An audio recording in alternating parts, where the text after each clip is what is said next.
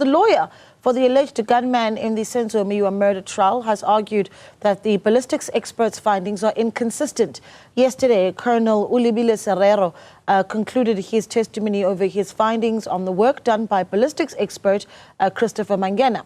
Now, paving a way for a new witness to take the stand. For more details, we are joined by Linda Mnisi, who's been following the story very, very closely. It's going to be really quite interesting eventually when we get to what the ruling is on what we heard from Serrero versus what we heard from Mangena. But I think let's talk about really the standout moments from what we heard from the two witnesses.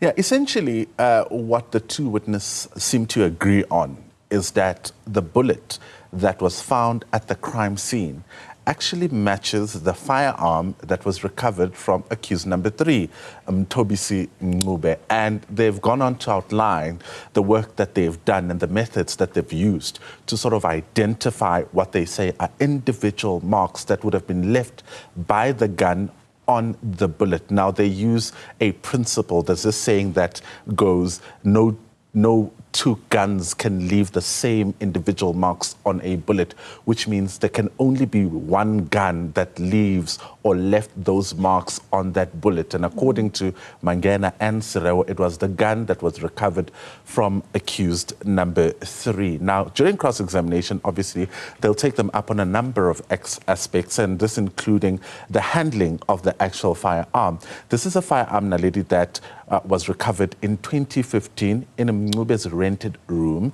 when he was being arrested in a separate case. The findings in that case were done and were concluded. And according to Mangena, this firearm was then taken to the police station in question that had been investigating the case, which is the Cleveland police station. There, the firearm was destined for destruction until information emerged through investigations that actually this is the firearm that could have been involved in the murder of Senzo Meyiwa.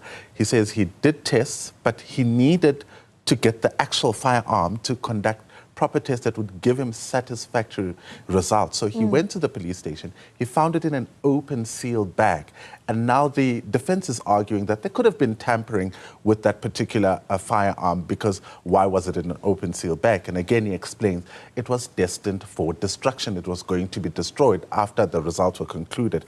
And essentially he details the chain in which it was kept in, the number, the serial number, saying it was still the same firearm, because on the seal bag there was still the same number, on the tag of the firearm there was still the same number. But the defense saying that they didn't follow procedure, the handling of the firearm was not done properly. Let's take a listen. In the circumstances which have just been sketched now, yourself being a member of the Forensic Science Laboratory of South Africa, was procedure followed? My answer cannot be detached completely from what happened at that. The generic procedure in the SAPS was followed. Why I'm saying so is because the firearm, according to information that has just been supplied to me now, Mangena did not just go to the station, took the firearm and left with him. He booked it at the police station, which means that he completed the SAP 13 or the exhibit register at that particular time. I can tell you that is not in dispute. So I was just explaining regarding the generic police procedure, not the forensic procedure, the generic police official, the procedure actually that empowers a police officer to do certain things. So in terms of the police protocol, he is entitled, he is able to book it out. However, I'm going to admit that there was a slight deviation from the normal course with respect to the ordinary forensic science procedure. That is why I wanted to refer to Mangena's affidavit. All right, so you hear him there saying there was a slight deviation, and he says with the handling of exhibits in ballistics, there are guidelines that provide for that, but there are circumstances that may warrant a slight deviation, and those circumstances may not necessarily be catered for by the guidelines. And he says the deviation is explained by Mangena in his affidavit to say the firearm was already in police custody. It was not booked out. in a separate case. It was booked out in the very same case that had been concluded in order to fire the same test. But then he's now taken up on his results and his findings. And according to the defense, the evidence of Mangena is that the one bullet that he used to demonstrate that he found marks was slightly bent, which left the marks that he says were satisfactory. Now, the defense is saying your bullet, the one that you took, of the 8 that he tested, was not bent. So your findings could have not been consistent with him due to the nature of the the bullets that you used. And this is what he had to say. Let's take a listen. His confirmation of Mr. Mangena's work to have been positive could not have been proper because they were working on exhibits which did not have similar characteristics. That is what I'm trying to say.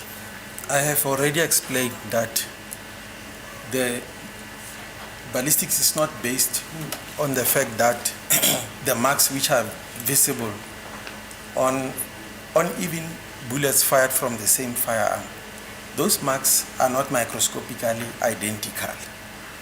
They are similar. They are similar to a certain degree. So what you see on test number 1 is not a photocopy of the surface of test bullet number 5 or number 6. The degree of similarity among the tests will show that they have a common origin. But it does not mean that they are microscopically identical, but they are similar to a high degree. Yeah, very, very interesting. And then, of course, it's interesting as well just to listen to the minutiae of detail that the court is going to be looking at moving forward and has done, particularly with the last 2 witnesses. Who's next on the stand? All right, so we know from the state and what the state has told the court that the next witness should be the lead investigator of the case. You know, when you see that guy, Brigadier Bongani Ginenda, it really is essentially marking the end of the state's case. We understand that he should be next. There are also other witnesses that the court wants to call, but we understand that it will only call after the defense's own expert has taken the stand. So for now, we wait to hear whether or not the state will be calling Brigadier Bongani Ginenda. All right, I can tell you this, the country watches closely, and thank you so much for keeping us updated. Linda Mnisi there, our reporter, keeping a close eye on that story.